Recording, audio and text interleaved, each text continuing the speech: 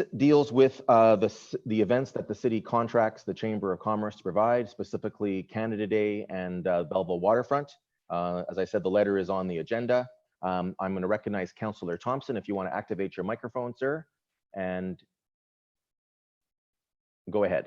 Thank you, Your Worship. I think it's great that we're looking at different avenues to celebrate Canada Day and Waterfront. My question is to, with the parade, is there any danger of groups gathering for that parade, or is it going to be a very small parade? I'm still concerned about large gatherings. So Sure. is there some safety factors there to make sure that we don't get in the situation that's maybe happening in other in other cities? Yeah, no, good question, Councillor Thompson. And I think some people have misunderstood by the term parade. So this is a parade or a caravan of vehicles that will be going to locations where our first responders or our frontline workers are working to say thank you. It'll be managed with social distancing in process and to ensure with all of the rules that the province's declaration of emergency entails. So there will not be people on the streets lining the streets to watch the parade. It'll be basically for those frontline employees and the residents in those facilities. No, that's good. That's I think the public needs to hear that, because as you say, there was some misperceptions out there, and I certainly was under the misperception that there could be gatherings. So no, thank you very much. And you know, and it's a good question, because as we speak about the Waterfront Festival, there will be no event at Zwicks Park as in past years. What will happen is there'll be restaurants that'll be participating in the ethnic food portion that will again takeout only at this point, unless there are some changes, but they will follow all of the social distancing rules as well to make sure that it's safe for the participants as well as any residents. No, thank you Councillor very much. Williams, oh, sorry, thank you, Councillor Thompson. Councillor Williams, you want to activate your microphone? Go ahead, sir. Thank you, through you. And I think I applaud the idea on the passports. I think that's great. Quinte Restaurant Association years ago ran the same program, and it was very successful, making sure that we're promoting our restaurants. The city, of course, has a great list that we've been sharing weekly on open restaurants and local right now. So I think that's great. I know that Ms. Raycraft mentioned in her statement that they may be looking for longer than Waterfront. Do we have any update on that? Is that something they're looking at maybe doing for the summer and having this passport program, or is it right now just for the weekend?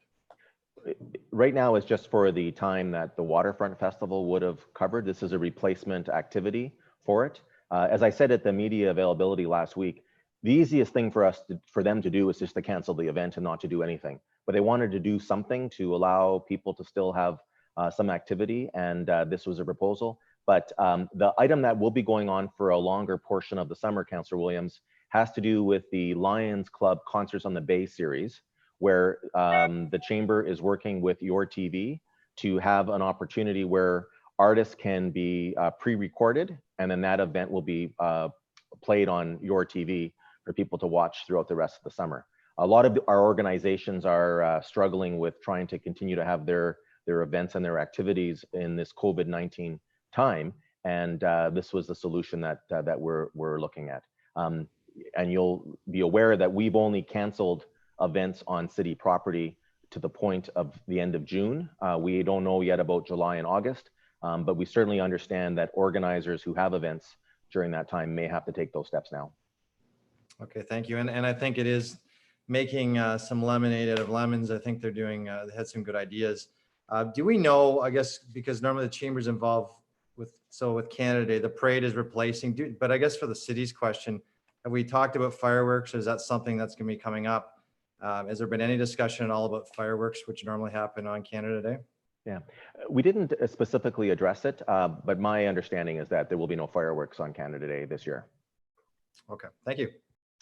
Okay, Councillor Millette, I saw you raise your hand. Can I get you to activate your microphone? Go ahead, sir. Yes, thank you. Very quickly, and not to belabor this, I agree with my fellow councillors that this is a great idea, and there were misconceptions, sorry, at the beginning when this was announced.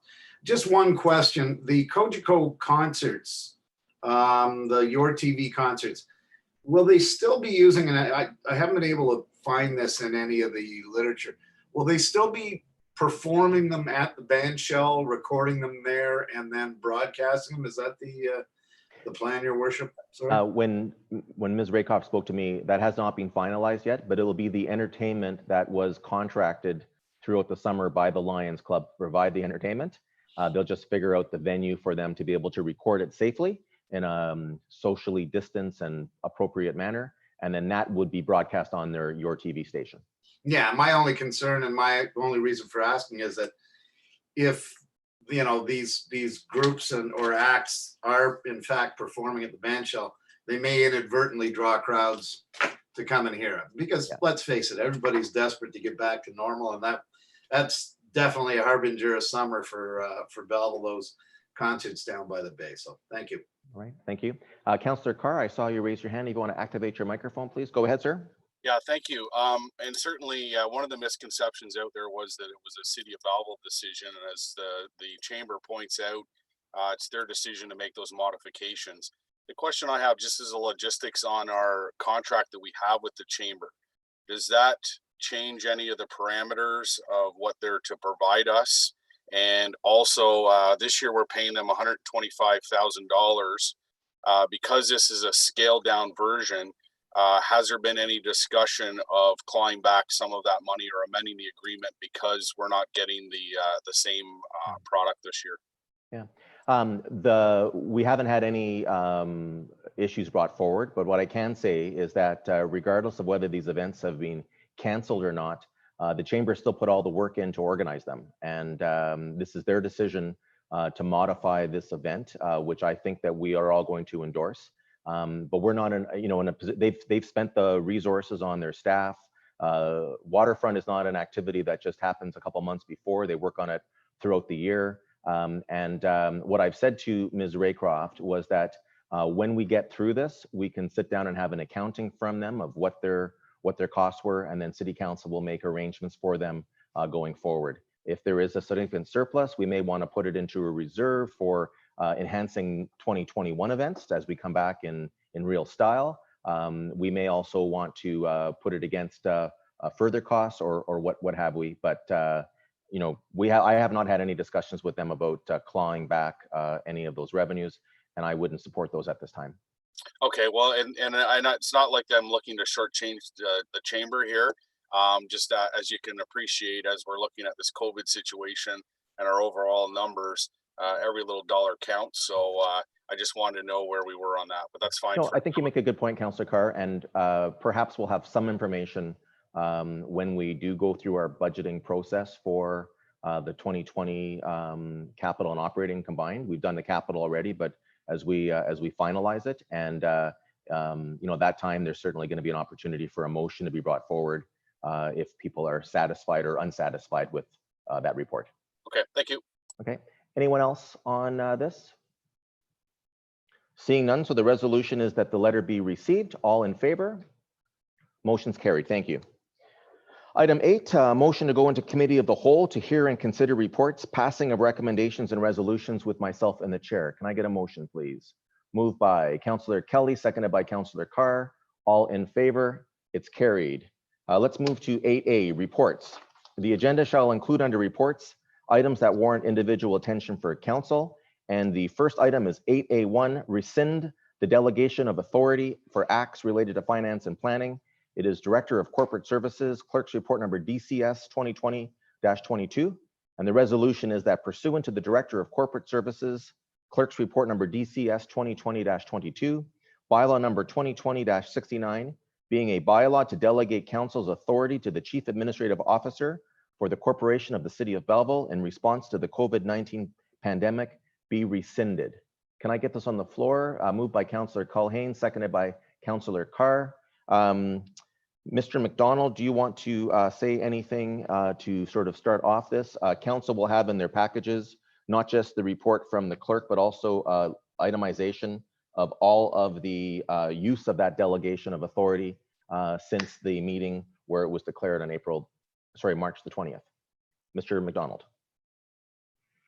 Yes, through the chair to all of council. When the bylaw was originally put in place, we were unsure based on the provincial declaration of emergency what council's meeting schedule would be like, and your ability to carry on with the day-to-day business of the corporation. We thought it prudent to put a delegation of authority bylaw in place for those specific acts as outlined in the previous bylaw. The concern or the question was asked at the last council meeting if it might be time to rescind that delegated authority. Certainly from our perspective, it was judiciously exercised as shown in the table, including the report. And I think from staff perspective, we are in a good position to be able to rescind it and carry on with the business of the corporation with council's consideration of approvals. All right, thank you. Any questions or discussion on the items? Councillor Carr, I'll start with you. If you want to activate your microphone, please. Go ahead. So this is the first time that we've seen the list of some authority in terms of decisions being made. And one question I do have is the second lowest RFP for furniture for the police headquarters. And I'm just wondering why we went with the second lowest. Sure, I'll ask Mr. Bove if he can respond to that question. Your worship, through to Councillor Carr, the RFPs were issued by the project manager for the police facility project. There were a number of inquiries. I believe in total there were 4 bids on the furniture, and there was a wide range of pricing and a wide range of different types of furniture that were proposed to be included with the individual offers. The furniture was evaluated. There were actually some models of the furniture tested by Belleville police and officers. And as you can appreciate, there's some unique requirements that they have in terms of chairs that can accommodate the various equipment that a typical officer may have around his waist. And after they went through the evaluation, it was quite clear that the one company provided equipment that was quite extensively superior to the rest of them, and that was the RFP that was recommended be approved, and that was what I signed off on. Thank you. And just one other thing I was going to mention is under the engineering development services, and particularly the lot control bylaws that come through here. And as council knows, we get approvals for those all the time in order for developers to basically allocate a portion of their development out for purchase and separate it from those currently being developed. I intend through the planning committee make a recommendation for a staff report to come through to council to delegate that down to the staff level. It's very routine for council, and if the staff are able to do it and expedite things, it's a little quicker on the development side. So nothing that we have to decide here today, but I just wanted to give council advance warning that we'll discuss this further at planning and see if we can have those smaller things we can address through staff to keep things moving quickly. Okay, excellent. Good. Anyone else on this item dealing with the delegation of authority? Seeing no other questions, I'll call the vote. All in favor? Motion's carried. Thank you. 8A2 is the Parks and Recreation Master Plan. The General Manager, Transportation and Operations Service Report number GMT OS 2020-15. And the resolution is that the General Manager of Transportation and Operations Services Report number GMTOS 2020-15 regarding the Parks and Recreation Master Plan be received, and that the request for the proposal submission from Sierra Planning and Management be accepted for contract number PRKS 2020-06 regarding consulting services for the development of a comprehensive parkland and recreation master plan in the amount of $209,615 plus $27,249.95 HST for a total amount of $206,864.95, this being the most qualified proposal received, and that the mayor and city clerk be authorized to sign the acceptance agreement on behalf of the corporation of the city of Belleville, and that the city clerk be authorized to affix the corporate seal. Can I get a motion to get this onto the floor, please? Moved by Councillor Culhane, seconded by Councillor McCaw. Any discussion? I think it's pretty straightforward. This is part of our capital process where we said we needed to look at a new master plan. Councillor Williams, if you want to activate your microphone. Yeah, go ahead and activate your microphone. Go ahead, sir. Thank you, and through you, and then just for the public, I know there's been some comments on this. This was, as you noted, part of our capital budget, and there was again a pre-budget approval that was coming from money that wasn't spent from the 2018 operating budget, and then we had some money from development charge reserves, and then 50,000 from MAT. I certainly think this is as needed. I know I've spoken to Mr. Reed several times, and without this plan, we're unable to properly plan parks and spaces in the community, and we're just doing everything ad hoc. But one thing I know with COVID that is coming up now as an alarm bell just for this on the spending is the 50,000 from the MAT. And I think we're all aware of the money that's in and out, and the money that's actually dormant right now, not being collected in the MAT. I think at that time, that was a council decision based on the facts we had. The one part of where this budget is coming from is the developmental charge reserve.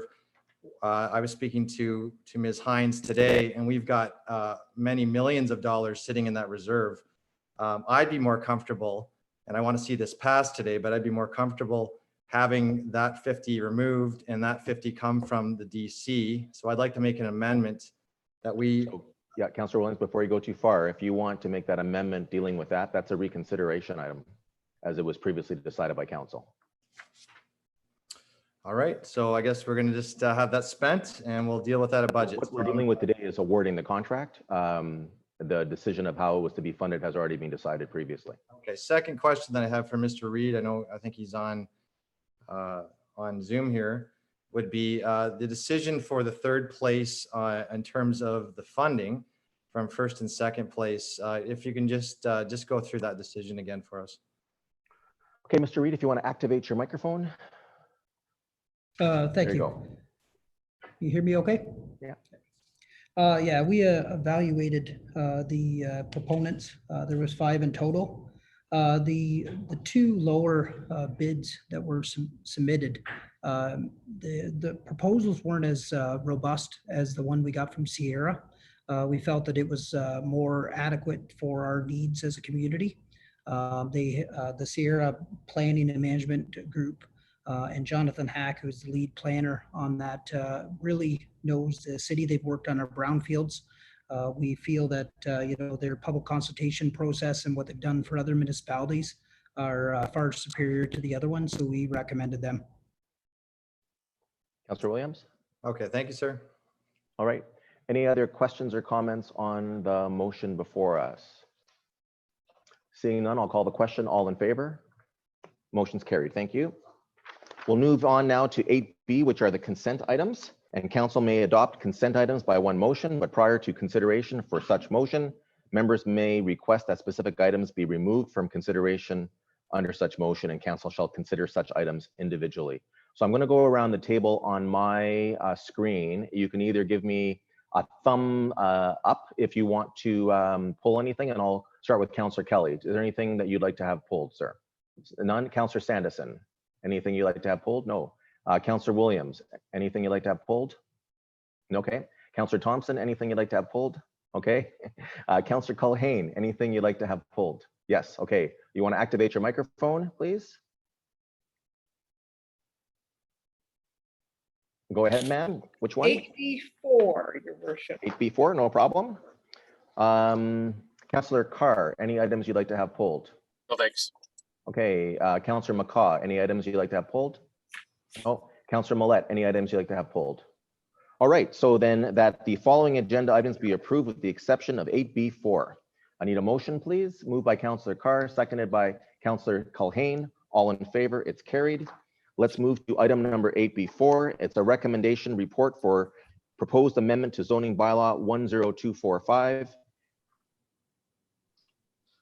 As amended, 665 Dundas Street East, City of Belleville, County of Hastings, file number B-77-1103.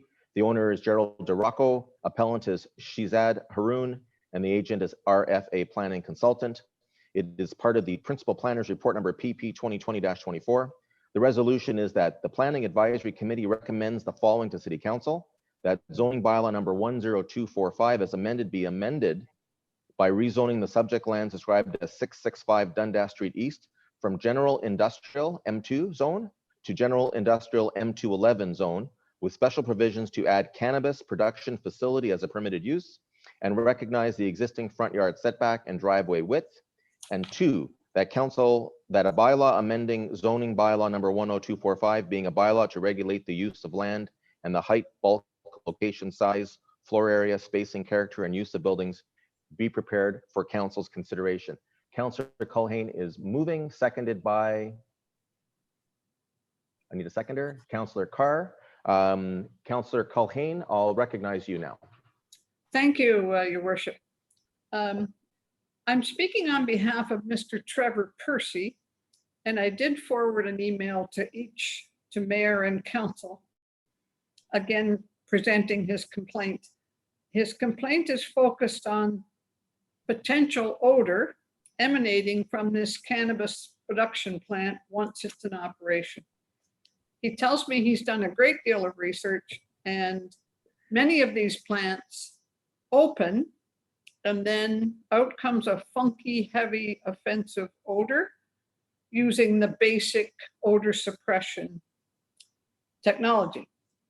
He tells me that his research shows that there are a number of superior technologies available that are much more efficient and effective, and I presume more expensive than the basic required by Health Canada. I brought forward Mr. Percy's concern at planning with the same explanation and was voted down. And I'm making a motion that we hold this permission until the developer has brought forward information based on the type of technology they intend to use for odor suppression. Mr. Percy's summer residence is very close to this plant, down behind it on the bay, and there are 5 or 6 other summer residences there, one maybe year round. So I'm speaking on behalf of those people, that Mr. Percy is speaking for that group.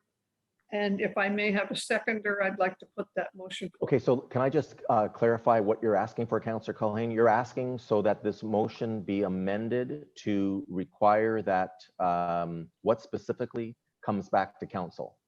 Amended so that the developer is required to specify the type of odor suppression technology they intend to use. I'd like to see it not improved, not approved, not passed until we have more information. Okay, so the developer be required to specify, the developer be required to specify the odor suppression technology. So basically you're asking for a tabling, if I understand correctly, and I want to, please help me with this. You're asking for this item to be tabled, for this information to come back to council, and then it can be considered. Is that what you're looking for? Basically, I guess I am. Okay. I think it's probably a better way to go than the amendment, because that'll get you, if it's supported, that'll get you what you want. So Councillor Culhane is making a motion to table this item to the next council meeting so that the developer may specify what type of odor suppression technology will be used at this proposed site. Perfect. Thank you. Okay. So there's the motion to table on the floor. We need a seconder, and there's no discussion on a motion to table. So do we have a motion? Do we have a seconder on the motion to table? The motion to table is seconded by Councillor McCaw. So it is on the floor. You heard Councillor Culhane's discussion about it in her preamble. So I'll call the question. All in favor of tabling this motion to the next meeting so that the developer will specify the odor suppression technology? All in favor? Opposed? The motion to table is defeated. So we're back to the original motion, Councillor Culhane. Because that you had made an amendment, if you want to speak again, I'll let you now, and then I'll let you speak at the very end before the vote. I should have asked for a recorded vote. I'm just curious how soundly I was defeated. It's not too late if you really want to. I would like to, please. Okay, so Councillor Culhane's asked for a recorded vote on that motion to table. We'll just give the clerk a moment to get his paperwork. And while we're doing that, I'm just trying to move around. The sun is following me as I move. And I know that with my particular haircut, it causes quite a glare. So I'm trying to work on that. I guess I should have had makeup before we came on television today. So just waiting for Mr. McDonald to be ready to call the recorded vote. Mr. McDonald? Councillor Millette, You need to activate your microphone, Councillor. No. Councillor McCaw, Yes. Councillor Sanderson, No. Councillor Thompson, No, Councillor Williams, No. Councillor Carr, No. Councillor Culhane, No,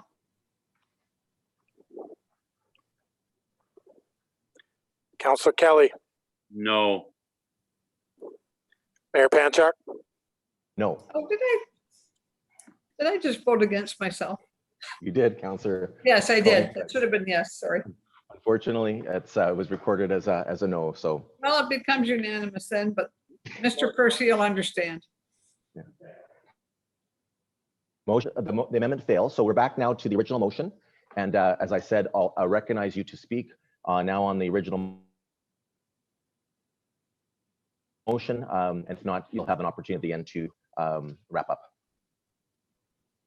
Myself to speak? Yes. Yeah. If you No, want to thank speak. Okay. Nothing Okay. further to say. Anyone else that'd like to speak on this item? Councillor Carr, go ahead, sir. You want to activate your, go ahead. Yeah, thank you very much. And just as chair of the planning committee, similar to other applications that we've had for these production facilities, Health Canada has some pretty stringent guidelines in terms of odor.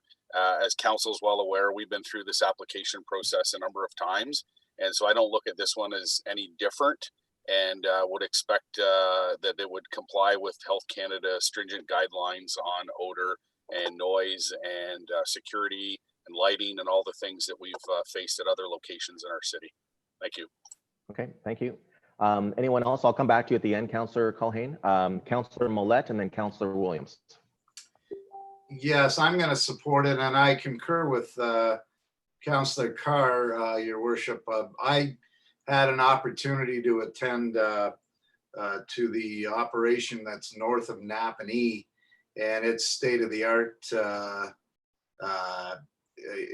same regulations that Health Canada requires, and there's virtually no odor escapes the plant. Now, my only concern is I have no doubt that Mr. Percy did some research. My concern would be if he limited his research to simply doing Google searches. And again, I'm not disparaging the gentleman for his research, but if you actually visited one of the approved and modern facilities, it's not like hippie Jim's grow up out back that stunk to high heaven. It really is state of the art, and it's a requirement because it is an issue. So thank you. Thank you, Councillor Millette. Councillor Williams, if you want to activate your microphone, go ahead, sir. Thank you very much. And just a question, perhaps I know Ms. Post is on the line here. If she can just comment a little bit on the company. Again, just not to belabor the point, Health Canada has stringent. It is impossible, if not really, really hard, just to get one of these facilities open. They really made it hard the first go around, which we're in the first now year and a half, or I guess a little bit longer production. But I know that doing research and asking staff, they were absolutely confident we're not going to have a problem with this. I always want to make sure with COVID and everything, we're going forward and we see this going as quickly as possible. Maybe perhaps Ms. Post can comment on that. if she can, Your Worship. Sure. We've activated Ms. Post's microphone. If you want to go ahead, Ms. Post. Certainly, through your worship to Councillor Williams. Certainly, we have lots of faith in the regulations that are in place. We've visited several of these operations, and with the stringent Health Canada requirements, certainly the odors that come from them are strictly regulated. So we don't have any concerns about any of the odor coming off of this facility. Okay, thank you, Ms. Post. Councillor Williams, anything else? Just one more question, Ms. Post. Is this company ready to go? If we pass this today, we're going to see something very shortly in terms of in production? I believe that is the intent, yes. Okay, fantastic. Thank you. Right, thank you. Thank you, Councillor Williams. Councillor Kelly, I've got you next. If you want to activate your microphone, go ahead, sir. Thank you. Through you, Mr. Chair, just a comment. I want to acknowledge Councillor Culhane for bringing Mr. Percy's concerns forward. I'm on the planning committee, so we had this discussion a week and a bit ago. I guess my concern sometimes, it's far too common that when I've been doing a lot of my walks in COVID-19, that I'm smelling a certain odor too throughout the streets rather in downtown Belleville. And it's too bad Health Canada couldn't regulate what's happening with that smell. But Health Canada is really tight with the regulations regarding these cannabis factories. So, but I appreciate Councillor Culhane bringing that forward for Trevor and opening the discussion today. That's all I wanted to say. Thanks. Councillor Kelly, were you talking about a legalized activity now? Yes, I am a legalized activity, but it's only my thoughts. I smell it far too often in the Belleville area. Go out for a walk, Mr. Mayor, and you'll smell it. And sometimes I find when I come home, I'm hungry after my walk. Thank you. Anyone else like to have any comments on this item before I recognize Councillor Culhane on the wrap up? Seeing none, Councillor Culhane, if you want to activate your microphone. Go ahead, ma'am. I'll recognize you and then we'll take the vote. Thank you. I'd just like to point out that talking to Mr. Ashton about this situation, he indicates to me that these cannabis production plants are not built adjacent to residential properties. So it's industrial land, the zoning, and where Mr. Percy is right next door is residential. And that shouldn't exist, but it does. So it's unfortunate. However, I'm happy that it was brought forward and there was discussion, and I sincerely hope there isn't any problem. I'm not maligning the developer, the person in charge of building this, but I think it is unique. Our production facility in the city, to the best of my knowledge, has no houses right next door. Thank you. Thank you. And I'll call the question. All in favor? The motion is passed. Thank you. So we'll now move to 8C, which is council information matters. And again, council may adopt consent items by one motion, but prior to consideration of such motion, members may request that specific items be removed from consideration under such motion, and council shall consider such items individually. So I'll go around again and I'll start. I ended up with Councillor Millette, so I'll start with you first, sir. Do you have any items of those two that you'd like to pull? No? Councillor McCaw, any items you want to pull? Activate your microphone, please. Can you activate your microphone, please? Hang on. Okay, There you go. there we go. Sorry about that. No Yes, problem. please. 8C1B, please. Okay, thank you. Councillor Carr, anything you'd like to pull? No, thank you. Councillor Culhane, anything you'd like to pull? You need to activate your microphone, Councillor Culhane? Yeah. It's pulled. I'll speak to It's it. already pulled? Okay, thank you. Councillor Thompson, anything you'd like to pull? No, thank you. Councillor Williams, anything you'd like to pull? No, thank you. Councillor Sanderson, anything you'd like to pull? No, thank you. Okay, and Councillor Kelly, anything you'd like to No, pull? thank you. Well, I would like to pull 8C1A as well. So that means we'll pull both of those items. And let's start with a request of support of the following letter or resolutions. 8C1A, request to support for commercial rent assistance program announced by the federal government on April the 16th, 2020. And it's a resolution from the town of Grimsby. And if I can get someone to move it and second it, then we can have some discussion on it. Councillor McCaw has moved it, seconded by Councillor Culhane. Would anyone like to speak to it before I have a couple comments? So at the last council meeting, I think people may remember that I raised an issue of a commercial landlord in the city of Belleville and my concerns regarding the notice of distress items that were filed with a number of tenants in that shopping center. Later that week, that same week, I've got a letter from the Belleville Intelligencer. Everyone can see the Premier of Ontario also spoke out against it. We are hearing that many landlords who are required to apply on behalf of their tenants for this federal provincial program are not doing so. Today was the first day that this program was available, and I'm hearing a lot of discussion. So I'm expecting that there is going to be amendments to it. Again, our passing the resolution supporting the town of Grimsby on this will go to the federal and provincial governments to encourage them to come up with an enhanced program to make sure that our commercial landlords are dealing with this.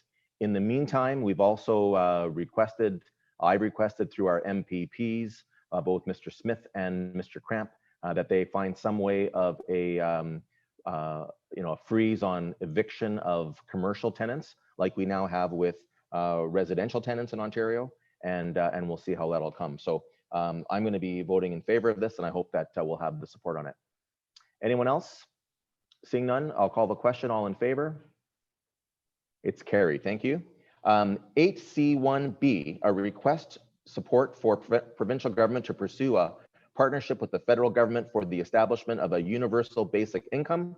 It is a resolution from the city of Kitchener. Councillor Culhane is going to move, seconded by, I need a seconder, Councillor McCaw. Councillor Culhane, you asked for this to be pulled. I'll let you speak first. If you want to activate your microphone, please.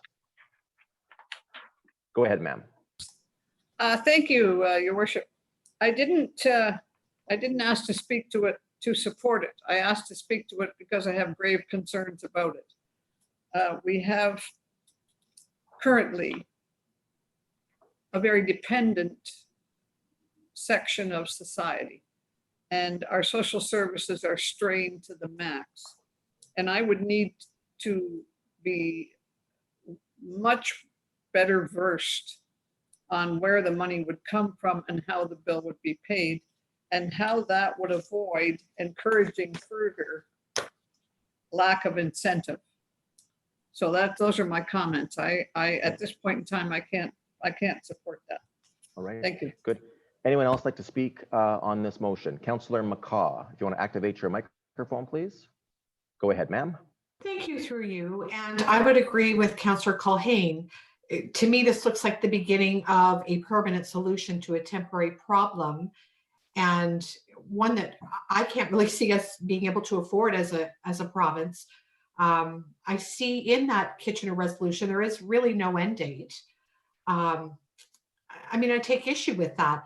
And just to quote one of the excerpts from the resolution, whereas a universal basic income would likely have many positive effects, including reducing poverty, reducing strain on healthcare, social assistance systems, supporting business and the economy, reducing crime, as well as reducing administrative complexity, and creating efficiencies for those in need of financial economic support measures.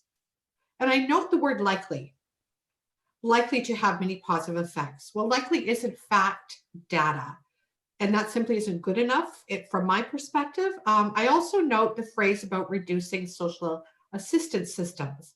Well, quite frankly, there is only one taxpayer, and this is nothing more than really a shell game from what I could see. I mean, the biggest and obvious concern is that universal basic income will incite many workers to prevent individuals from wanting to work. We're seeing that with CERB now, the emergency benefit, whereby people are being called back to work and they simply don't want to give up this CERB and return to work. So we are seeing the negative impact, as it currently sits with the Canadian economic, the benefit program that we're using now during the pandemic. I don't think that a pandemic is the right time to try to implement something. It's a bit politically driven for my liking. And for the reasons above, I'm not going to be supporting Kitchener in their plight to spend about $44 billion in support of this principle. I guess I'll probably end up asking for a recorded vote because it's that important to me that I not support it. Thank you. Thank you, Councillor McCaw. Anyone else like to speak on this item? Councillor Thompson, I see you, and then and after you, Councillor Williams. Go ahead, Councillor Thompson. Yeah, and I'm not going to support this, but I certainly want to make it, the point that, maybe it isn't a basic income, guaranteed income, but as a society, people that are on welfare or social assistance, certainly, if you go back, it was been reduced a number of years ago. And with the cost of rent, and we all know rent's gone up, that somehow or other, we've got to get that these people are able to at least live if they're on social assistance to pay some rent, rather than, when they get on social assistance and it's only $600-700 a month, then they got to have two of them, they're living together. And then that creates a problem in some incidents where the domestic dispute becomes. So maybe the basic income isn't the answer, but I think we need to have our politicians look at the amount of money that's being given to these people that are on welfare and really not able to live properly. And then we end up with vagrancy and disputes and mental health as an issue. So I'm not going to support this one, but I think the government needs to be looking at that income on an overall basis. Thank you, Councillor Thompson. Councillor Williams, if you want to activate your microphone, and you're next. Thank you, Worship, and I certainly agree with the sentiments already stated. There's been many comments this week that federally we're approaching close to $1 trillion in debt by the end of this year, and that's not going into a year two, which is COVID-19, a pandemic, and quite possibly a major recession. I think the biggest issue still that we're facing is homelessness. I think when you speak to social services and you talk about the reality of some of the people that would need a base of income, and if that's part of the philosophy around that, giving something to someone who has nothing and starting off, well, we have assistance programs, but if people don't have a home, they normally can't get them. You can get a meal, you can get something to maybe get some shelter, and we have a little bit of that here, but not a lot. But the still big problem, we know that is housing. And that's something that's going to be a bigger problem at the end of this, not a smaller one. So I think, when we get back to getting those discussions, I think COVID is going to force us to speak about that issue as being the number one. I think a basic income is not solving that problem. I think homelessness is still the biggest problem. I won't be supporting this because I think there's bigger fish than this. And I think there's a lot of items that are happening right now that we just have to tackle before this one. All right, thank you, Councillor Williams. Councillor Millette, I saw you raise your hand. Thank you. And then just as you're activating your microphone, I see Councillor Sanderson and Councillor Card. Is it Councillor Kelly, do you want to speak on it as well? So we'll go to Councillor Kelly and then Sanderson and Carr. Okay. Councillor Millette, go ahead, sir. Okay, thank you. I guess we're all going to get in on this one. My question to you as chair, your worship, is I frankly don't understand the debate on this because nobody has brought a motion to support this resolution of the city of Kitchener. We're voting to receive this as information. I don't think any of us, as that I've heard so far, have voted or moved to have this endorsed. Now, I concur with some of the sentiments of everybody else, but I think we're just debating something, on grander schemes, and I don't see the point of it because it's simply to receive this item. So, well, no, actually, it's to request support of the following resolution. That's the motion that is on there. So we put these resolutions on the table so that if council wants to discuss them, they want to. Basically, it says they can consider them. And that consideration may be a positive consideration or a negative consideration. Sometimes people want to make a point about something, and I appreciate the fact that you know, we pulled this and we're going to turn it down, and that would have accomplished the same thing had we not pulled it at all. But it's going to give everybody a chance to say their 2 cents worth as well. Well, have at it then. Okay, thank you. So after Councillor Millette, I have Councillor Kelly. Councillor Kelly, go ahead. You're already, microphone's already active. You have to reactivate it now. It was on. Thank you. Sorry Go about ahead. that, sir. Through you, Mr. Chair. I think it's important to have this discussion today. And Councillor Williams referred to homelessness.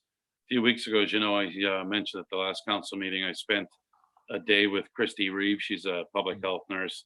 And I was asking, how do they survive? How do they live? They don't have an address. And how do they get money? Well, I was told that they live on $315 a month. That's what they're given, and it could be a card for them to get some stuff. Ontario Works, ODSP, a lot of families, individuals are living on $1,100, and they get a supplement for their rent. And the biggest question in COVID-19, when we hear the daily briefings by the Prime Minister and Premier Ford, is when I'm out and about, people say, where's the money coming from? Where's the money coming from? And we're already hearing that there's some discrepancies as far as Councillor McCaw touched on with the coin coming to university students, the unemployed, and the CREB fund. But I'm not going to certainly support the letter, but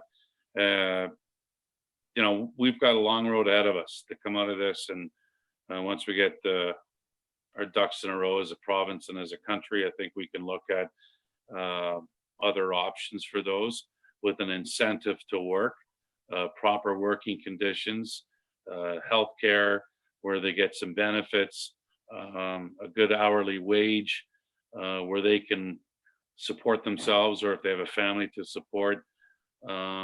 We're seeing it in our own backyard. There's a lot of families here in this area struggling, and they don't know if their husband or dad or mom are going back to work. That's the reality we live in. And I think we have to look at this too. What are we doing for the less vulnerable in our own backyard? And think of those that are 50 plus in Belleville that are homeless tonight, not going home to a nice meal or to watch some TV. There's mental health issues. They're living on next to nothing. And thanks to all the community groups that continue on a daily basis to make sure that they have a meal and some social interaction. That's all I wanted to add to this. Thank you, Councillor Kelly. Councillor Sanderson, if you want to activate your microphone, go ahead, sir. Yeah, thank you, Your Worship. And certainly the discussion's drifted a little bit, but certainly lots of good points being made in terms of you know, families in need within our community. And we certainly have all sorts of support groups and safety nets set up for them. I mean, that's part of the whole reason for being for the community services group with Hastings County. So it isn't a problem that necessarily we're ignoring. We're investing heavily in that area.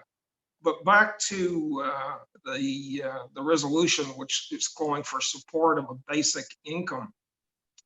I like some of the others before me, I think there's all sorts of benefits that are available to those in need, be they work-related, income-related, and to just add another layer on top of that without looking at the entire package. And I think in terms of basic income, and I think, I can't recall, but I think the federal government has looked at a basic income previously and have decided to just leave the current support structures in place rather than do a total revamp. So at this point in time, I certainly won't be supporting the resolution. Thank you, Councillor Sanderson. Councillor Carr, if you want to activate your microphone, go ahead, sir. Yeah, thank you. So before I get into what I'm going to say, just for clarification, is the motion simply to receive or receive and endorse. The request support for that, for a request support for provincial government to pursue a partnership with the federal government for the establishment of a universal basic income. And then you have the individual clauses in the resolution that was passed by the city of Kitchener. Okay, so with that, in terms of looking to endorse the resolution, just looking it up here, the net cost is 44 billion. The actual gross cost is anywhere between 76 and 80 billion dollars for the period of 2018 to 2023, according to the parliamentary budget officer. So again, significant costs. It's a complex issue, and I know that previously the provincial government here in Ontario did some pilot projects on it, and there was some reports. Then it was set aside by the current government. So I know that it's been looked at. It's too complex of an issue to simply say we're going to endorse it or not on a single sheet resolution.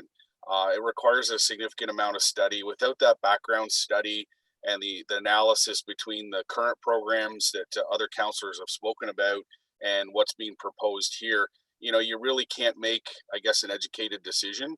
And so just jumping on a resolution without that background, without that thoughtful study, I think is a bit premature. I think particularly here, Kitchener's jumped on with COVID-19, which I know is front and center with everybody in the world right now, but we can't get ahead of ourselves. And we've got a current health crisis right now, and then we got some ongoing societal problems. And, you know, when we talk about poverty, we really need to talk about the root causes, which is mental health, which is addiction, and making sure that we endorse projects and a seamless project and a seamless program that would identify and provide continuum of care. That's one of the biggest issues that we face in the province of Ontario is mental health is siloed, addiction services is siloed.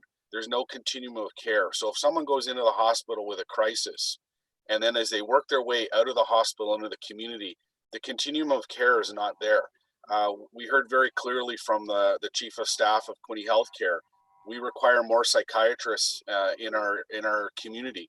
Those psychiatrists are critical for providing mental health services, prescribing appropriate medications so that these residents can stabilize. And then from there, we look at employability skills and things of that nature, and then being able to afford a roof over their heads. So there's so many dominoes in effect. If anything we need to endorse is the continuum of care. And until we get senior levels of government that fund it to that degree, then we're always going to fall short. And then what we're going to try to do, excuse me, is a program such as this is universal basic income. But you can give all the money in the world to somebody, but if they have an addiction or if they're suffering from mental health, they're still going to have the same difficulties. And so I think really that's the root of the problem. And that's something that I know, listening to the discussion around the table, that this council and certain members have mentioned about and are on committees related to that for that very purpose, because it's near and dear to their heart. So I think that's the sound that we need to be ringing as far as what our community needs. And then from there, hopefully get the resources to provide the stabilization that people require in order to get a job, in order to get a roof over their head. But if they're suffering from mental illness or addiction, until that is dealt with, until that stabilization is there, it's difficult to move forward with anything else. So just going back just briefly, I think it requires more study, and certainly it's not something I can support just on a one-page resolution. Thank you. Thank you, Councillor Carr. And I'll just add my 2 cents worth. I echo a lot of the comments that were made there.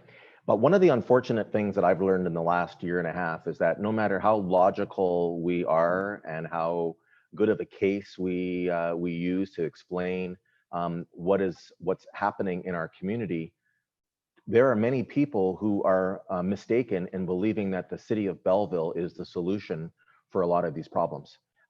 Look, you know, we all see every day people who are vulnerable and who need help and need assistance. And then when we go through our process of what powers really that municipalities in Ontario have, we're not set up, we were never intended to be dealing with them. And so, you know, this resolution is calling on the provincial government to work with the federal government. And there's been some discussion about this CERB, or this Canadian Emergency Response Benefit, that is being brought forward. Many people are suggesting that it become permanent because it'll take this place of a basic universal income. You know, and those are discussions for the federal and provincial governments to have. But at the end of the day, we spend an inordinate amount of our time as city councilors dealing with items that, as Councillor Carr put out, deal with mental health, or deal with healthcare, or deal with social services, or deal with any of those other areas, all of which are provincial areas of jurisdiction. And we as municipalities are having to try to do our best to step into the gaps. And we already are spending much of our resources that were never intended to go towards social service projects, but we're doing so. And so one of the things I'm concerned about, having had this discussion around the table today, is people are going to say that the city of Belleville is against people that are in poverty. And that's the furthest thing from the truth. And I know that sometimes when you're in roles that we have, people can say misleading or mistaken things about us, and it comes with the territory. I get that. But at the end of the day, if anybody has a concern about this resolution or wants to support the aims of it, don't look at us, look at Queen's Park. People find us because we're the most accessible, we're the most available. We live here in this community all the time, and we're easy to find. So people say you should be doing something about it, but they don't understand that we don't have the ability or the financial capacity to do it. And just the fact that we have, we're going to vote down this resolution doesn't mean that we don't support the fact that people that are vulnerable need assistance. So I appreciate the fact that we've had a chance to consider it and to discuss it. And I'll call the vote now. All in favor? Opposed? The motion is defeated. All right, rise and report. A motion to rise and report, moved by Councillor McCaw, seconded by Councillor Williams. All in favor? Carried. Bylaws. So we're going to do first reading of bylaws, and if it's okay with council, I'll just read the numbers. Bylaw number 2020-100, bylaw 2020-101, 102, 103, and 104. A motion to approve first reading of those bylaws, moved by Councillor Williams, seconded by Councillor Thompson. All in favor? It's carried. Second reading of these bylaws and discussion, bylaws number 2020-100, 101, 102, 103, and 104. Moved by Councillor Williams, seconded by Councillor Kelly. Any discussion on any of those bylaws?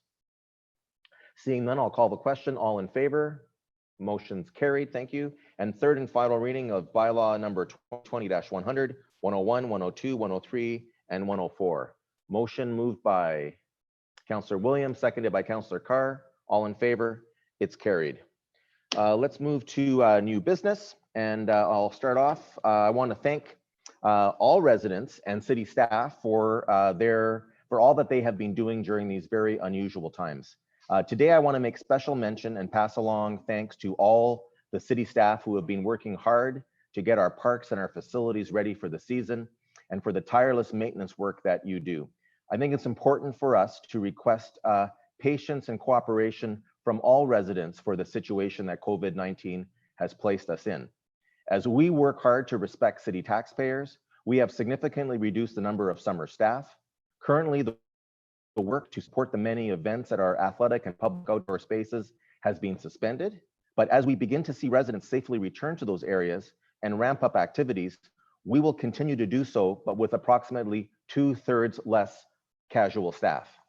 Please keep this in mind and understand that when you see some grass that may not be cut quite as quickly as in previous years, and other issues that will come up this summer, we ask again for your patience and understanding. We're all in this together, and we will get through this together. Let's continue to see the kindness and compassion that we as a community have demonstrated throughout this entire pandemic.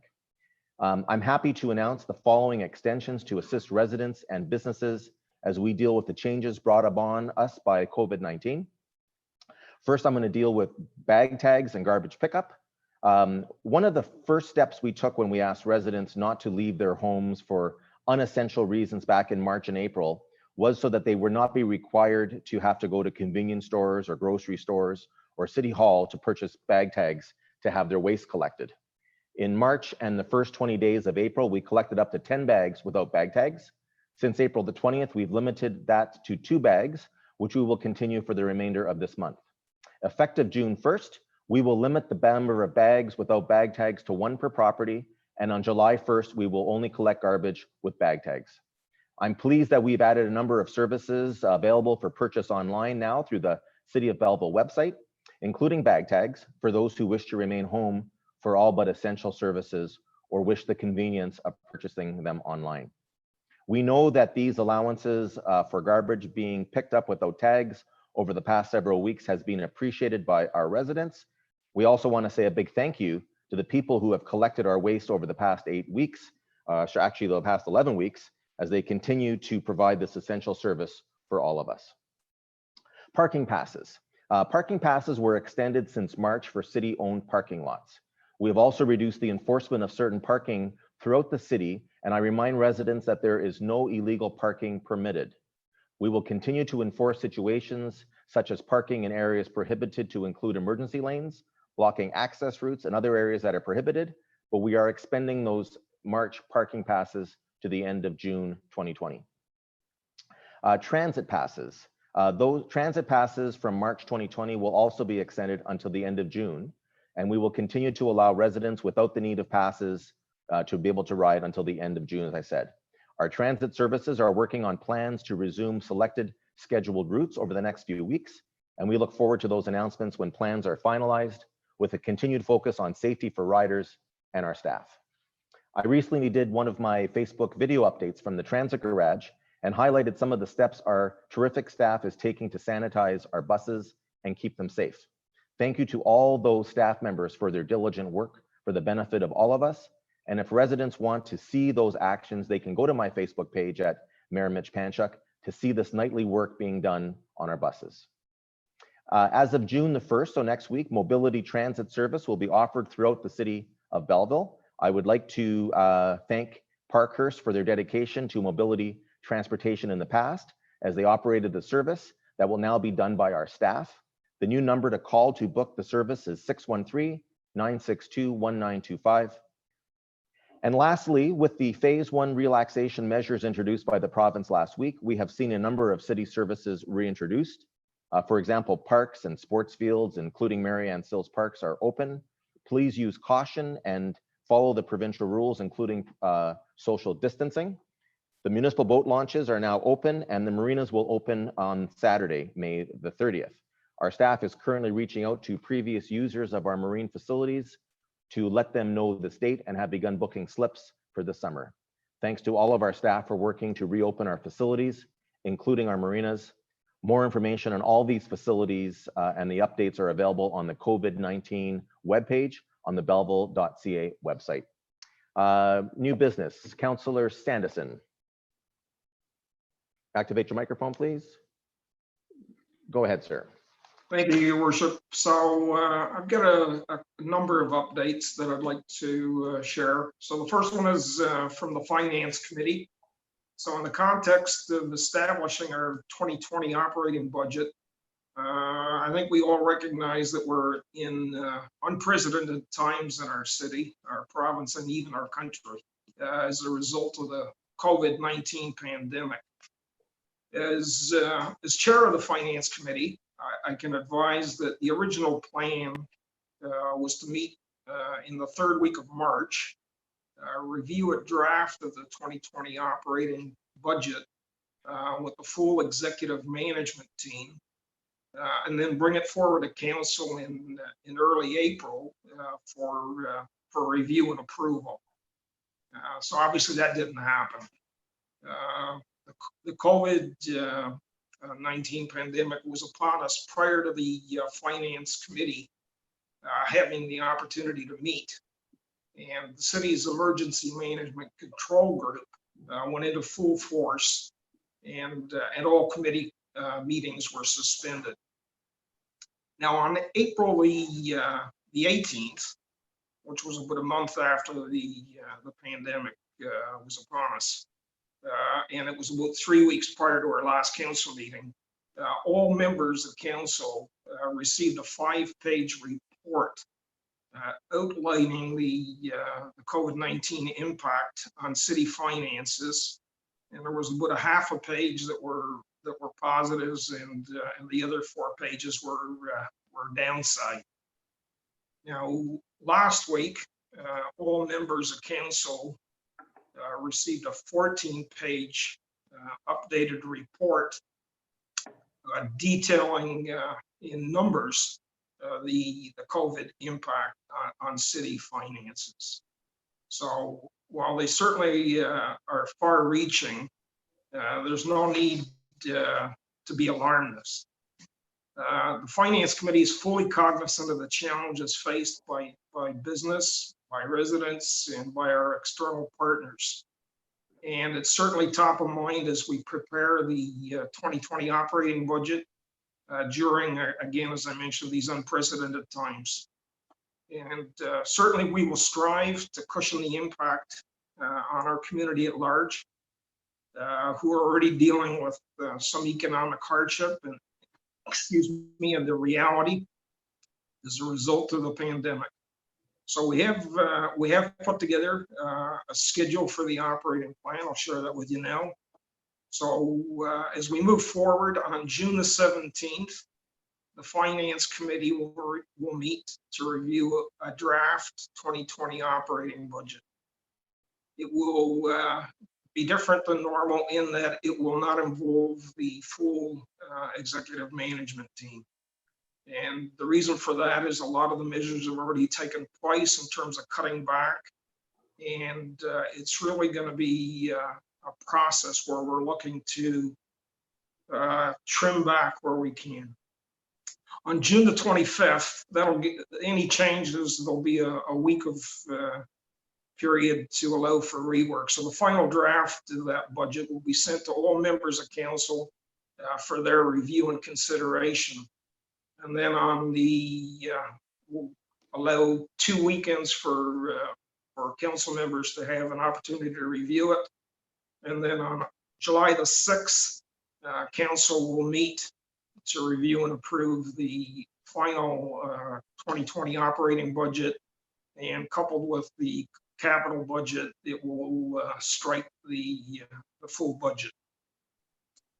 So that's the update from the Finance Committee. And at this point, if either of the 2 other members of council who are on that committee would like to comment or add to what I've said, please go ahead.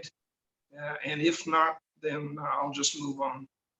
Councillor Sanderson, if I can just ask you to clarify something, because I don't want people to misunderstand something. I think you may just had overlooked it. So those 2 reports, those confidential briefing notes that you had said were sent to council, those included estimated impacts for this year. They were not final numbers. I know that Director Hines would be very concerned if people, if they were led to believe that we had actual numbers now. These are all speculative. They're estimated as we sort of see these trends. We don't have a full picture, but it is basically as good of information as we have at this time. And I'm sure that you want to make sure that that's clear, that people don't think that we have final numbers that we're sitting on at this time.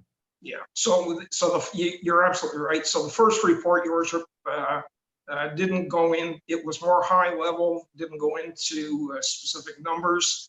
As more information has become available and more actions have been taken, and recognizing that we're still very much in a state of flux, the finance group have put together ballpark estimates, and I emphasize they are ballpark estimates, just to provide a sense of where we're at, so that all members of council are basically on the same page relative to the challenges ahead. All right, thank you. Councillor Thompson, do you have anything you want to add to what Councillor Sanderson said? No, that was the only correction I wanted to make. Okay, good. Yeah. No, we were all, we're very blessed with Ms. Hines. She is a very particular person about being accurate, and I know that she's very uncomfortable by this process of not being able to provide real-time information, but she's done her best to pull this together, and we appreciate it. Go ahead, Councillor Sanderson, with your other items. Second update is from transit operations, and Your Worship, you touched upon it. So starting next week, we will have insourced the mobility transit service, And so within the confines of COVID-19, staff recruitment of drivers and dispatchers is underway, albeit slower than we'd like. So we're going to see some external hires, and we're going to see some internal movement and promotions there as well. Just in terms of raw numbers, we do have 3 mobility buses in our service, and they were all purchased in 2016. And right now, we've got 3,000 registered users and have been averaging about 75 rides per day prior to COVID. So that's it on the mobility. On the regular transit, at our last, or sorry, I guess it was the May 11th meeting, we received a report from Manager Paul Buck, and council approved the purchase of the 4 new buses. At that time, what was identified was an 18-month lead time, and which we all flagged as an issue. So work to improve that delivery by Manager Paul Buck and General Manager Joe Reed began immediately following that meeting. And we have just received confirmation from Nova Bus that delivery will occur in March of next year, which is excellent news, given that Nova are scheduled to start up production next month, which is in June. So between startup of production and delivery, we're looking at 9 months. So hats off to Paul and Joe. That's great work. Now a small group of us will be conducting an on-site visit in early March at the Nova Bus facility in Saint Eustache, Quebec. We'll tour the facility, and we'll also sign off on delivery of the buses. Our regular committee meeting is going to start back up again in the next couple of weeks, and we'll be utilizing Zoom if we're not able to do it face to face. So that's it for transit. Next up is the Quinte Waste Services Board. So tomorrow we're convening a strategic planning session to dovetail into the Blue Box program for Ontario. And Dave Gordon is the Senior Advisor of Waste Diversion with the Association of Municipalities of Ontario. Will be making a presentation to the board. We've heard many times that responsibility and management of the program will move from the municipalities to the producers for packaging materials. And now we're starting to see some meat on the bones. It's going to occur between January the 1st, 2023 and December the 31st, 2025. So this updated transition was directed by the Government of Ontario in August of last year. And the association, or AMO, has prepared a call for action document which requests a resolution from the municipalities to indicate what their preference is. So we're going to be allowed to choose a transition date between those 2 windows of time.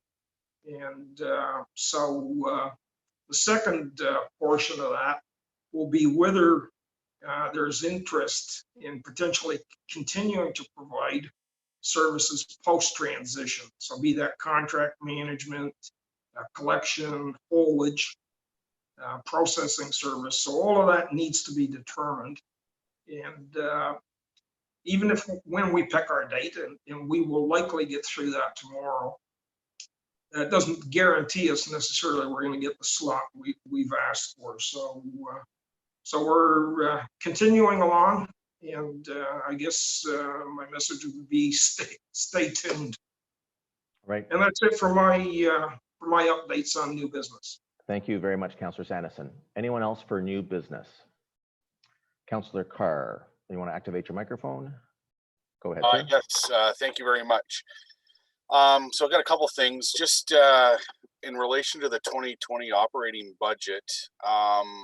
If included in that package, if we could get a staff report just on analysis of the approximate property tax revenue that we may receive based on new development.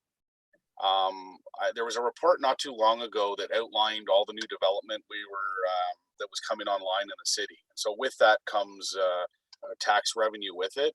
It'd be nice to be able to see as our city continues to grow, that we kind of have a breakdown of what that potential revenue on the tax line is. I know residents often say like our city continues to grow, and can we point to actually the revenue that that comes on the taxes or that comes on the budget for that? So if I could ask for that. So Councillor, just can you clarify on that? So have we had that information presented to council before? I had looked back, but I didn't get to it. We had a report not too long ago, and I think it might have been from finance that provided just a breakdown, and it was on a council agenda of the different developments that were coming online and houses and different things like that. And I've never seen anything like that before, but I was hoping to be able to expand on that or get staff to expand on that to say this growth points to this revenue in terms of new revenue we would get on tax. Okay. So you've asked for that to be part of the 2020 operating budget. We'll speak with Director Hines about it, and if there's any difficulty with that, we'll try to have that come back before we go to budget, so you're aware of it.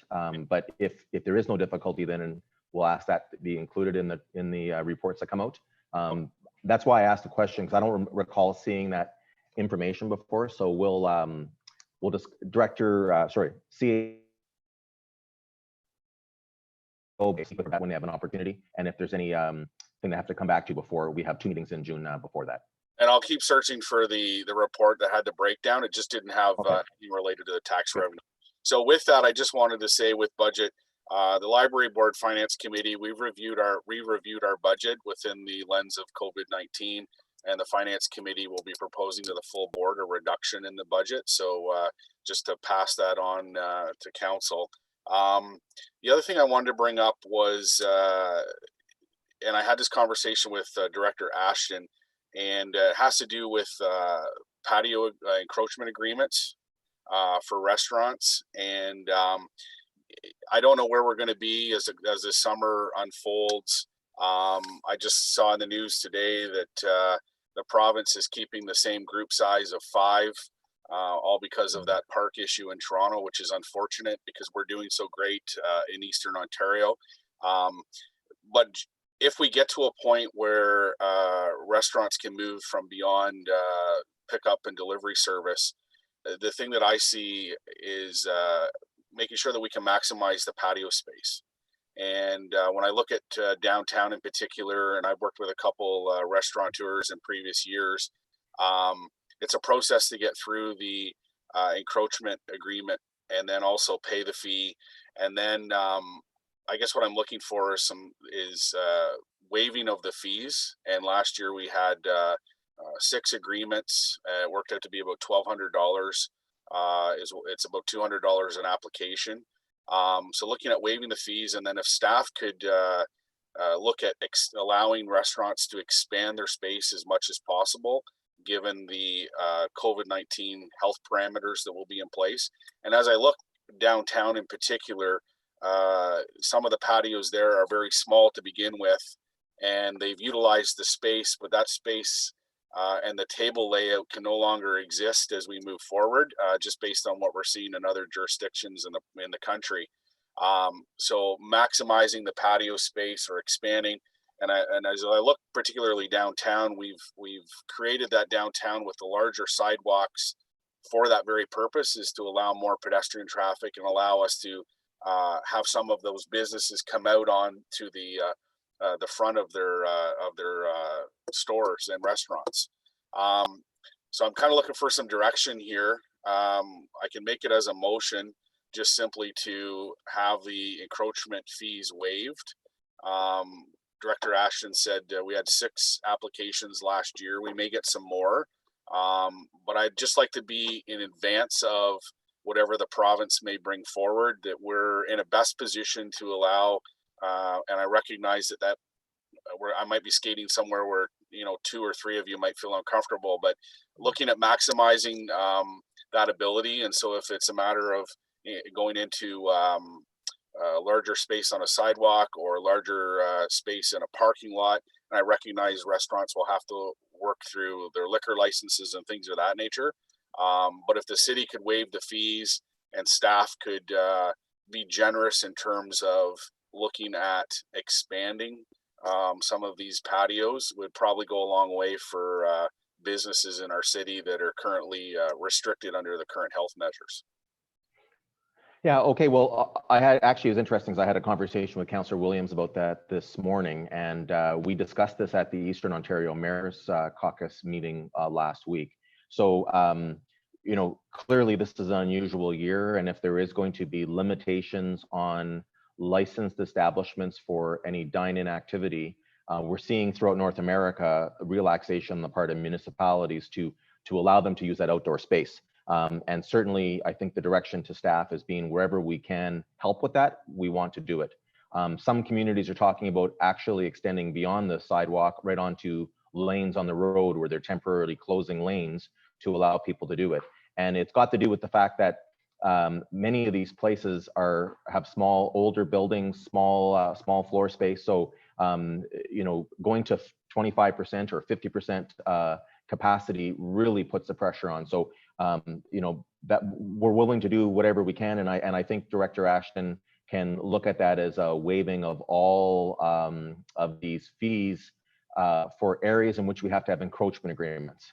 So that really only exists in downtown Belleville, where those properties are going onto the sidewalk. There may be a few elsewhere in the city. At that point, I know Councillor McCaw and I will have likely a conflict, and so we'll declare it. But right now, staff can work on that and they can bring it back. But it is only half of the issue. The other half is the province of Ontario and the liquor licensing. The challenge with some of us that have patios is that they have to be self-contained, meaning that you cannot, for example, pass licensed product from the patio to somebody who is not on the patio, mostly to protect against having minors have access. My understanding from the general is that they're looking at some extraordinary measures for summer of 2020 to allow people to do what they need to do to get through this. And if they allow us to not require an enclosed patio, then I think that it'll be very quick and very convenient for us to allow these businesses to do that. So I would suggest your request is noted. Director Ashton is on the line now. He's heard the conversation. When that resolution comes forward to waive those fees, you know, we'll see it. I know of one additional licensed patio downtown that's come forth this spring, and there may be more, but you know, I think we're going to all cooperate considering the exceptional circumstances we're in. Okay. Anything else? No, that's all. Thank you. Thank you. Anyone else for new business? Councillor Williams. Thank you, Your Worship, and just a couple items. Number one, just to, because I was talking to you about it this morning, and just to add to Councillor Carr, the City of Hamilton passed this motion this week.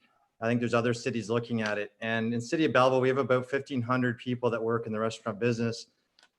We've heard of already a few that have decided they're not going to reopen. This is predominantly, I think, measures that we can take that look at best practices to ensure that we're giving restaurants the best chance for success when the province does pass certain things. I think if we get in front of it, and you know, coupled with other things that we're doing, such as the pop-ups and the passport program this summer, we're giving our best foot forward to make sure these restaurants have a great chance of success. And I think that's what we all want at the end of the day. So I think just to add to that, if there's something that staff need, perhaps by next council meeting, can they bring it to us, or working through Your Worship, bring that forward? If there's a conflict, that can be taken, but we can make sure that we're doing the best we can and making the best decisions for our restaurants. My second point is just obviously to touch on the Finance Committee, and I want to thank the chair and the members of that committee for meeting. I, of course, had a motion that's next that is no longer needed. So again, having a draft budget in June and a main budget presented in July is great. And I can say, working with Carol, this week and going through, not just the budget itself, but last year's numbers, looking at, there's some great reports, but also getting a full ledger of our numbers to have a look at the city. I think that it is going to meet our needs to meet. I think there's 4 aspects of the budget that are really important. One is the budget. Number 2 is looking at last year's numbers. So we're evaluating the performance of the city, making sure that we help our taxpayers wherever possible. And there's lots of options to do that. I'm not sure where we are with the housing summit. That is still a huge issue. So looking at our SIPs and looking at what we can do, that's going to be part of it. And I think the last most important one is going to be getting a number that we're comfortable with, that's realistic for the feds in the province, so that we're not just asking for something that's unattainable, that if we don't get it, our taxpayers are going to be on the hook and the city's going to be on the hook. I think that is the biggest thing that we need, is to get a grasp on what do we need, what's going to be real to ask the province for. And I know that the province doesn't have unlimited money as well as the feds. Maybe sometimes they think they do, they don't. They have different ways to raise it. And they might be talking about different ways in which cities to raise it. But at the end of the day, we're responsible for one taxpayer, and we've got to be as fair as we can. And unfortunately, we're the last stop. You can't go beyond us. If we can't raise the money, we can't raise deficits. We just have to raise taxes, and that's something we don't want to do. So anyway, thank you very much for the work that's been done. I'm sure there won't be a motion coming up next, but that's great, and we can move forward. Yeah, thank you. And if I could just add on the budget issue. So I spoke with the Minister of Municipal Affairs and his office last week, and we're not alone in terms of a municipality in Ontario that has not set their 2020 or finalized their 2020 budgets. Many municipalities do that in April, and with the declaration of emergency and on all the results, they're in a similar situation. And I explained to them about the concern in Belleville and how we wanted to move ahead, and we were uncertain about what would be happening in terms of the federal consideration of municipalities. I was told as public now, Premier Ford did take the Canadian Federation of Municipalities proposal, the one that Council has endorsed for the $10 billion assistance to municipalities.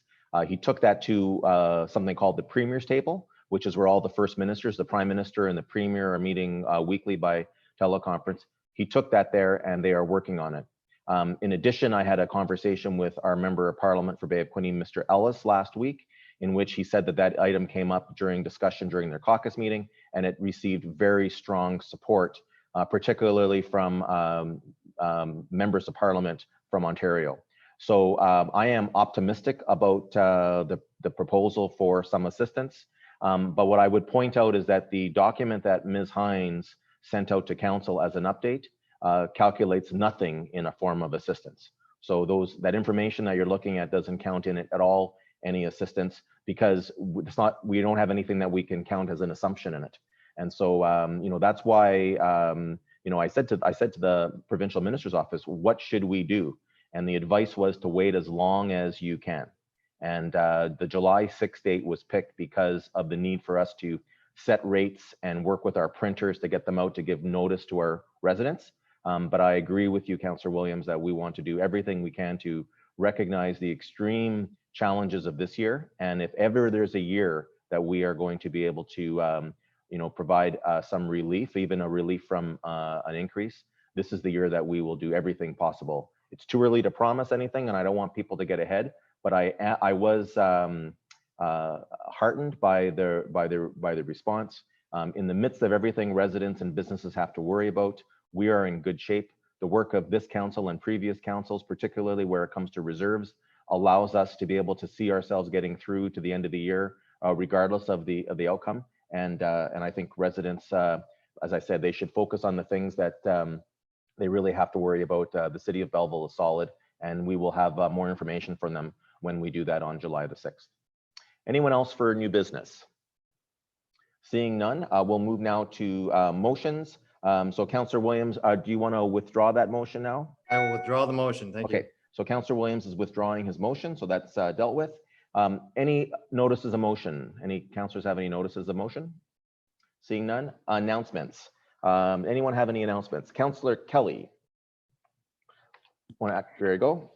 Through you, Mr. Chair, just wanted to, and I know soon we'll be done, just to leave on a positive note. We all received a letter this morning from Christine Rickard.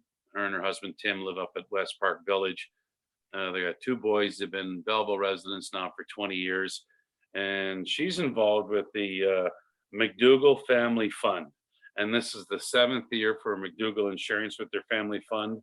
And they're going to have a first place winner, 5,000, 3,000, and 2,000 for third. And Christine had shared, as you read in her email, that she'd like to see a cherry blossom trail of hope here in Belleville.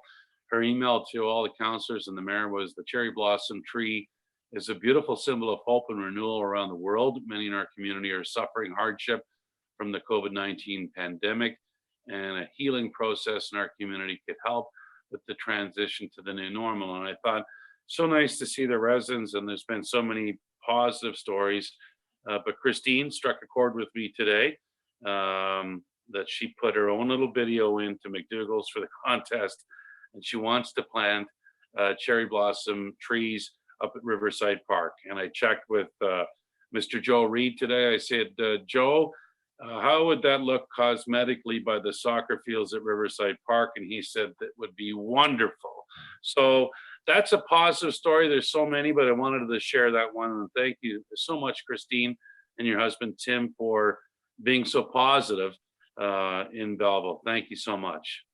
Thank you, Councillor Kelly. And, you know, that came in this morning, and council days are busy days for me. Particularly, I had a call this afternoon right up until just before we went into in camera. And so I haven't had my chance to speak to Manager Reed about that. We will hopefully have an answer for Ms. Rickard before the next council meeting, or it'll be discussed at the next council meeting on June the 8th, I believe, is our next meeting. So good. Thank you. Anyone else for announcements? Councillor Culhane. Go ahead. Thank you, Your Worship. Not so much an announcement as a thank you through you to Manager Reed and his staff for the placing of the concrete blocks on the boulevard at the end of North Front Street, turning on to Bell Boulevard.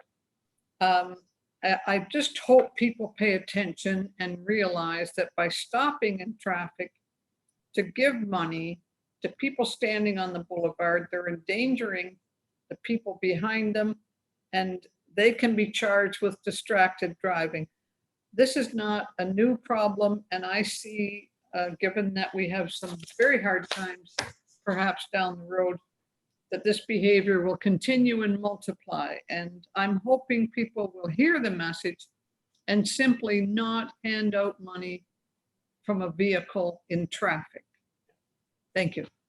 Thank you, Councillor Culhane. Yeah, that's not a final product. We're using that as an experiment to see how it works. And if it's deemed that we want to continue in that, we have a much better project. But we wanted to see how it looks and how it affects traffic and some other crash concerns about that high traffic intersection. So thank you for pointing it out. I can see Manager Reed's head is swelling by all the congratulations he's getting as we speak. So.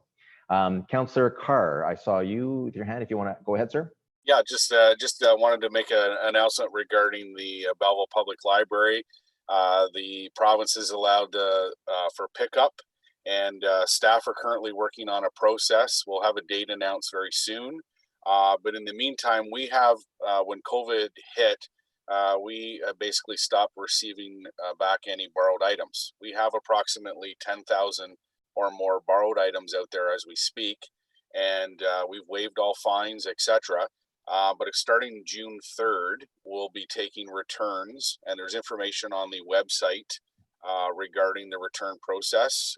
There's times, as you can imagine, we do not want all the borrowed items returning at once. Our bins are only so big, and staff need to process those appropriately. We're going to be quarantining all returned items for 72 hours as per recommended through SOLS in the province. And so Wednesday, June 3rd, they'll start 11 a.m. to 7 p.m. Monday to Thursday, and 11 a.m. to 5 p.m. Friday and Saturday. And we're asking people to stagger based on your last name. So A to L earlier in the week and M to Z as much as possible. It just gives our staff the ability to process all those returns, register them back in after they're quarantined, And then we're going to be in a position very shortly to allow for curbside pickup. Excellent. Well, thank you very much, Councillor Carr, to you and the library board, but also Mr. Pross and also all the staff of the library. You know, this is a difficult time for all of us, and I know that they've been working on different projects and they're looking forward to reopening. So thank you. So June the 3rd, we can start to have our those board materials returned and information is on our website. We'll have an announcement shortly on pickup, and we're already working ahead in terms of the guidelines for eventual opening, bringing in all the things that we need to. So we're working well advanced there as well. Excellent, thank you. Anyone else for announcements? I know Councillor Thompson has one. Go ahead, sir. Yeah, I have two, and one I sent a note to you about. First of all, I want to, I think we need to shout out a big thank you to the staff in the stores, because they've certainly been very patient and making sure that we stay by our guidelines. And the extra stress and everything they must go through. So I want a big thank you to all the staffs in the stores for making the visits as comfortable and as safe as possible. My other announcement is National Accessibility Week is an annual celebration dedicated to promoting accessibility and inclusion across Canada.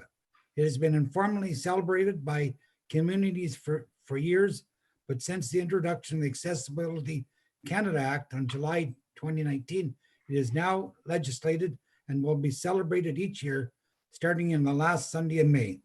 This year it falls from May 31st, June to Saturday, June 6th. This week it is time for awareness, recognition, and growth. We need to raise awareness of the barriers to accessibility and what it means to foster an inclusive community. We need to recognize people with disabilities in our community and to celebrate their strengths and contributions. We need to recognize those who are dedicated to inclusion and activity moving barriers in our community. We need to push growth and remind ourselves that our community, that accessibility is not just about our physical environment, it is our social attitude and our change in perception. Our Belleville City Advisory Committee, Accessibility Advisory Committee, was planning on some events and awareness campaign to celebrate National Accessibility Week this year. Unfortunately, we will not be able to implement those plans, but would like to still request that the Mayor and Council recognize and endorse May 31st to June 6th as National Accessibility Week in Canada. If I could have the Mayor endorse that. Yeah. All right, anyone else with new business? Or I'm sorry, announcements. I apologize. I'm getting ahead of, I went backwards.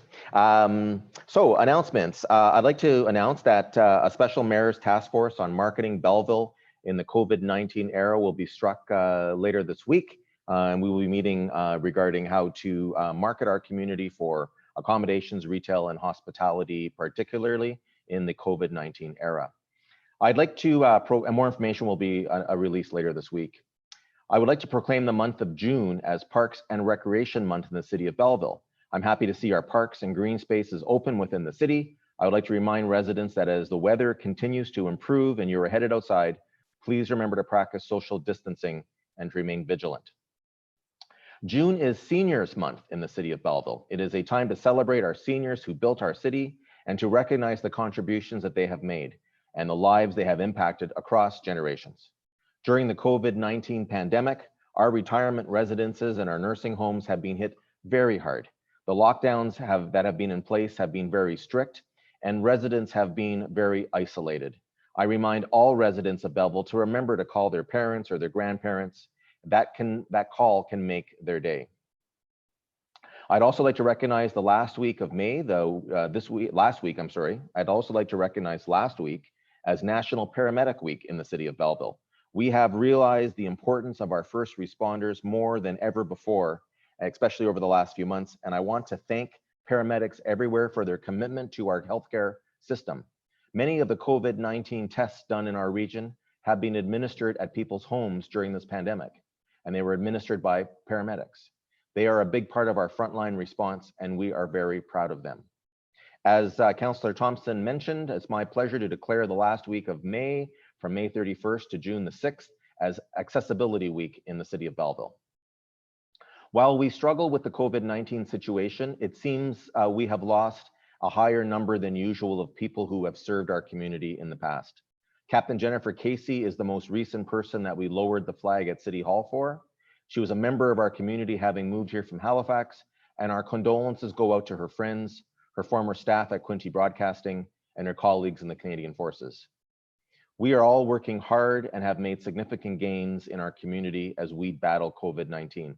Thanks to all involved, and I want to recognize the tremendous sacrifice that so many in our community have made for our collective health. Stay strong, stay focused and safe, and we are not out of the woods yet. Thank you, and with that, I'll ask for a confirmatory bylaw, that bylaw number 2020-105, a bylaw to confirm the proceedings of council at its meeting held on May 25th, 2020, be read a first, second, and third time, and finally passed this 25th day of May 2020. I get a mover and a seconder, please. Moved by Councillor McCaw, seconded by Councillor Culhane. All in favor, it's carried. Motion to adjourn, moved by Councillor Carr, seconded by Councillor Kelly. All in favor, it's carried. Thank you, everybody, and may this be the last meeting that we have to have electronically.